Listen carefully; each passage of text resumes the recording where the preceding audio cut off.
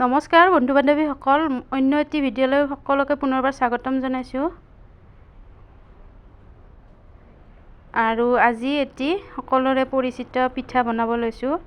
আৰু ক্ৰমান্বয়ে এই পিঠাবিধ আমাৰ নোহোৱাই হৈ গৈছে, যিহেতুকে যান্ত্ৰিকতাৰ যুগত একেবাৰে সহজ পদ্ধতিতে পিঠা বনোৱা যায়, নহয়নে? আৰু যেনে ধৰি লওক চাহ চেকা চেকনিত বনোৱা যায়, আৰু কফি কাপ বা একেবাৰে সহজ পদ্ধতিতে বনোৱা যায়। আৰু আজিকালি প্ৰায় টেকেলি পিঠা বা কেটেলি মুখত দিয়া পিঠা নাইকিয়া হৈছে। আৰু সেইকাৰণে ভাবিলোঁ আজি অকণমান বেলেগকৈ পিঠা বনাওঁ। আৰু এয়া অকণমান ৰুকা নাৰিকল আছিল, পিঠাগুড়ি লৈছোঁ আৰু অকণমান চেনি লৈছোঁ আৰু অকণমান নিমখো দি দিছোঁ। এতিয়া ধুনীয়াকৈ সানি ল'ম। আৰু অকণমান শুকানকৈ সানি ল'লে এই চালনীৰে নাচালিলেও হয়, খুব ধুনীয়া মিহি হয়। আৰু এয়া কেটেলিটো পানী গৰম হ'বলৈ দিছোঁ।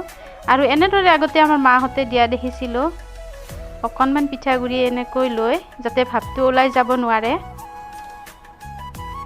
আৰু খুব ভাল লাগিছিলে এনেদৰে পিঠা বনোৱা, দেখিও ভাল লাগে, খায়ো ভাল লাগে।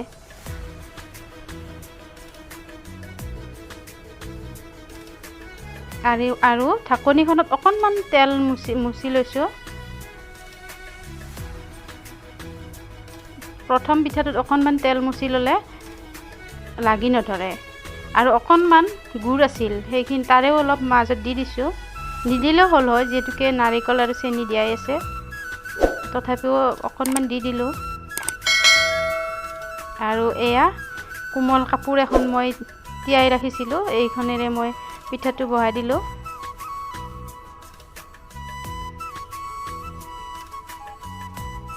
আৰু আগতে মাহঁতে শিকাইছিলে, এনেদৰে চালে গম পায়, এটা শব্দ উঠে আৰু সেই শব্দত গম পায় পিঠাটো হৈছে বুলি।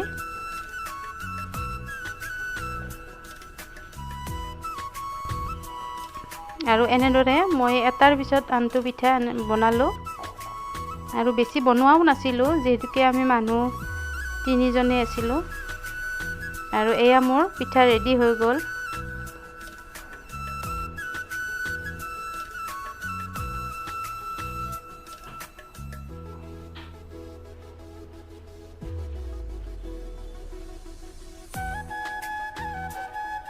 আৰু এয়া ৰাতিপুৱাৰ চাহৰ লগত লৈ লৈছোঁ।